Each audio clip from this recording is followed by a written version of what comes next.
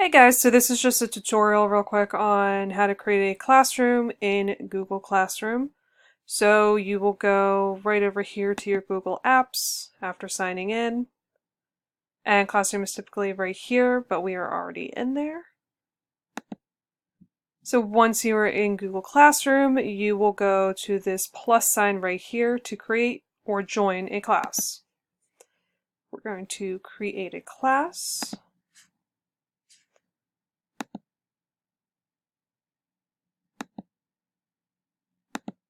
Put in our class name.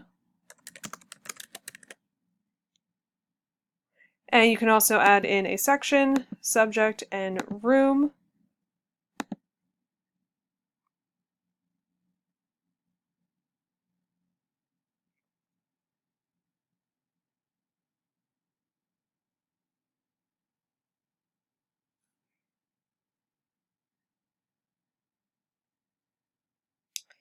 There we go.